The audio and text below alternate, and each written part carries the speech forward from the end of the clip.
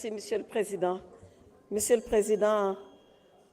Madame, Monsieur le Ministre, les ministres, honorables collègues. Monsieur le Président, cette loi, elle est dangereuse.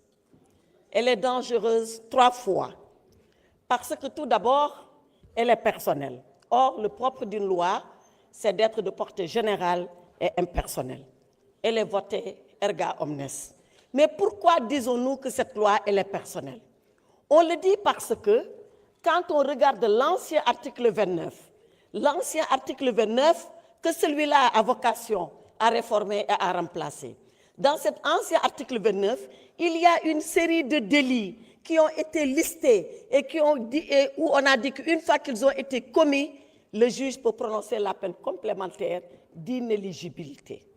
Et regardez bien ce qui nous est proposé aujourd'hui. Dans l'ancien article 29, il y avait la contumace. Dans ce nouvel article 29, on a supprimé la contumace, contrairement d'ailleurs à l'avant-projet du président de la République qui maintient la contumace. Qui, ici,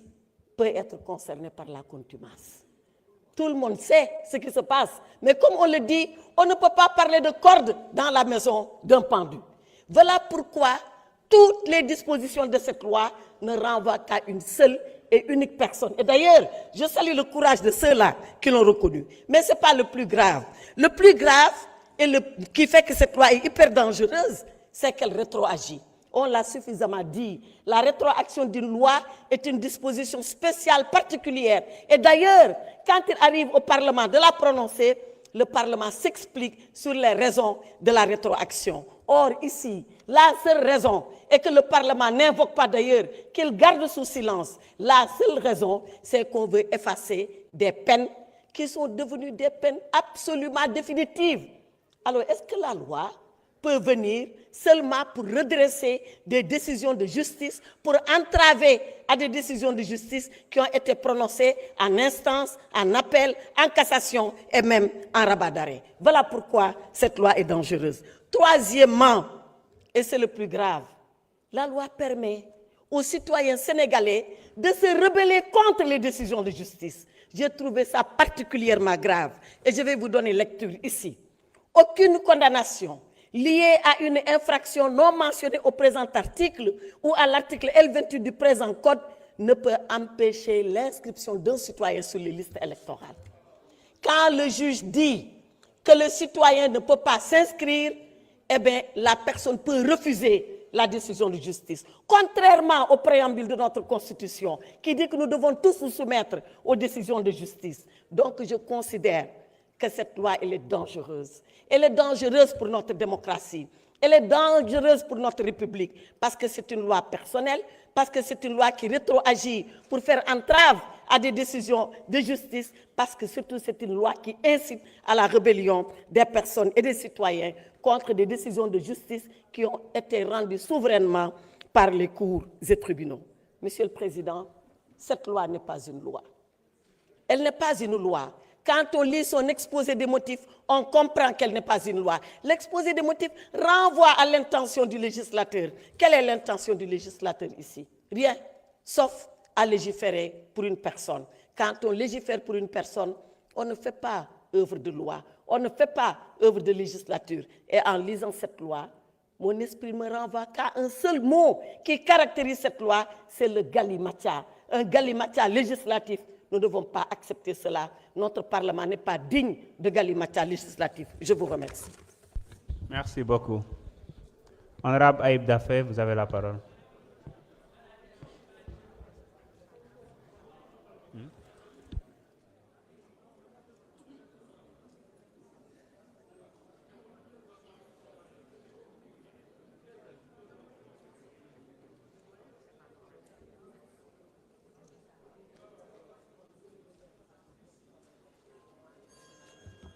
Voilà, merci beaucoup,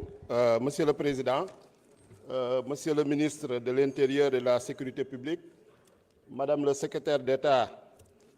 chargé des relations avec les institutions, chers collègues, maa ngi leen di nuyu Sénégalais yi ñuy seetaan yëpp, di nuyu également toute la communauté internationale. Di wax ni rek proposition de loi ba nga xam ne moom nañ leen soumettre gis nañ ni débattre nañ ci malheureusement débat bi en tout cas argument yi ñu doon xaar yu jóge ci kujje bi pratiquement dégguñu ci benn du ay argument yu dëgër du ay argument yoo xam ne maanaam luñ fi proposé remettre nañ ko en cause parce que wax nañ déjà lu njëkk mooy ni am na ñoo xam ne sax sama collègue bu fi jóge disposition de loi bu baax bi sax yoru ko parce que lu mu liir nekkul ci loi bi waaw loi bi alinéa bu muy cité dafa ne nul ne peut empêcher l'inscription ma dégg mu ne aucune condamnation donc amul version bu baax bi donc beneen bi mooy ni soo jëlee d'abord sur la forme dama jóg a ñëw sur la forme ak sur la procédure ba pare wax ni du ñuy rappeler ni constitution bi moo ñu may initiative législative mooy article 80 de la constitution muy naan l'initiative des lois appartient concurremment au président de la République, au premier ministre et aux députés léegi ma dégg ci débat bi ñoo xam ne dañu ne député yi waroo leen utiliser seen initiative bu leen constitution may donc ñoom maanaam amuñu problème ak Pastef amuñu problème ak groupe parlementaire bi constitution bi nañu amal problème ñeneen ñi ne woy da ngeen war a dialoguer da ngeen war a am consensus lu ma yor nii de c'est le rapport général du dialogue national moo ngi soo leen demee ci internet bi téléchargé ko mu ngi ci il est disponible suñu liiree ñu fa nekkoon participer woon dialogue bi nañ ci gis ni 80% ñuy naan da ngeen war a dialoguer ut consensus bu ñu wotee dialogue nekk ñu fa woon dañoo boycotté léegi ñu ñuy boycotté ba pare bëgg ñu am consensus ba pare nee ñu si point bii ngeen di wax amu leen ci dialogué wu leen ci concerté wu leen ci te si biir dialogue bi rapport dialogue bi soo si duggee à la page 20 nga demaat à la page 54 nañ ne lii aspect bii le prononcé exclusif de la déchéance électorale par le juge c'était ça le point inscrit à l'ordre du jour du dialogue national pendant une semaine ça aboutit à un point de désaccord soo demee à la page 54 on dit très clairement quelle était la position de la majorité quelle était la position de l'opposition et de la société civile lu ñu mën pour waxtaan ba am consensus ñu am consensus bëri na soo duggee ci rapport bi gis ko bulletin unique am nañ ci consensus vote des personnes en détention qui conservent leurs droits électoraux am nañ ci consensus révision permanente sur les listes électorales am nañ ci consensus la loi sur les partis réaménagement de la loi sur les partis politiques am nañ ci consensus mais dafa am yoo xam ne dañoo dialoguer am point de désaccord mais lu ma gën a jaaxal nag mooy ñoo xam ne ñoom ñëwuñu woon ca dialogue ba donc créé wuñu les conditions d'un consensus ñooy laajte léegi il faut ngeen am consensus par force loolu fu mu amee ba pare remettre en cause même le principe du fonctionnement de la démocratie représentative léegi nee nañ démocratie Sénégal daal majorité amatu fi njëriñ élection amatu fi njëriñ dem élection ñu fal la askan wi fal la amatu fi njëriñ assemblée nationale bi amatu fi njëriñ maanaam mbir yi ci ay palais des congrès nañ koy régler wala ca place publique ba nañ koy régler que fait-on des représentants du peuple yu nga xam ne dañ leen fal pour 5 ans au suffrage universel direct constitution bi jox leen cër règlement intérieur bi jox leen cër ñu ne non non loolu yëpp amul njëriñ même soo leen dialogué amu leen consensus da ngeen war a continuer di dialoguer ba am consensus par force su boobaa kañ na ñuy légiférer xanaa en 2050 si ñoo xam ne ñoom seen bopp ñoo ne ñoom saa yu ñu wootee dialogue du ñu dem ministre de l'intérieur nee na leen kaay leen ñu waxtaan waxul dialogue de ñu ne non non du ñu dem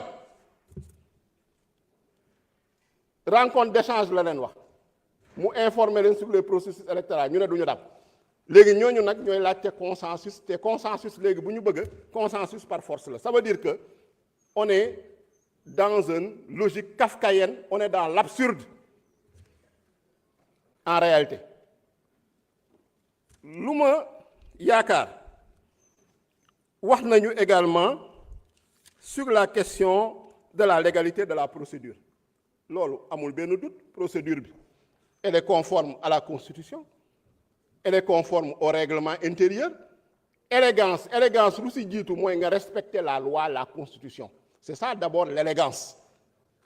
respecter la Constitution respecter la loi respecter la réglementation loolu mooy élégance d'abord mais élégance boo xam ne day sukkandiku ci violation de la Constitution et de la loi loolu ce n'est pas de l'élégance donc nañu delluwaat xel yi xam ne Sénégal système politique bu fi nekk dañ ko organiser il y a des textes muy constitution bi muy également loi yi muy suñu règlement intérieur am na loo xam ne tam esprit la moom ngeen ne suñu wootee dialogue nit ñi dañu war a wuyu saa ñu wootee dialogue dem nañu wuyu ji waxtaan nañu jot nañoo am ay consensus mais am nañu ay points de désaccord nag point de désaccord nag suñ ko amee lan moo war a trancher du askan wi lu mu tànn du majorité voilà donc c'est le jeu loyal et équitable d'une majorité qui gouverne et d'une opposition démocratique loolu moo nekk dans le préambule de la Constitution donc sur ce plan-là yaakaar naa ne Assemblée nationale le groupe parlementaire PASTEF amul dara lu mu war a reprocher wu lu mu waroon daf yépp daf na ko te loi bii ñu proposé dañoo jàpp ni moo gën ci askan wi moo gën ci suñu système électoral ak ci suñu système politique suñu ñëwee sur le fond parce que ñu bëri dañu ne la loi est personnelle loi bi de moo ngi nii gisuma ci turu kenn elle est là article L29 article L30 loi bi ñan la dàq les individus condamnés pour crime les individus condamnés pour crime c'est une situation juridique la condamnation à crime képp ku ñu condamné pour crime mën nga bokk ci opposition bi mais mën nga bokk Pastef mën nga nekk citoyen lambda bokk ko fenn loi bi ñëpp la concerne tous les citoyens qui sont en âge de voter wala même ku nekkul en âge de voter demain di nga nekk en âge de voter nga mën a bëgg a bindu ci inscrire sur les listes électorales ñu jóge ci loolu ñu ñëw réaménager clarifier l'article L29 parce que article L29 ak article L30 dafa amoon confusion dañ ko surchargé woon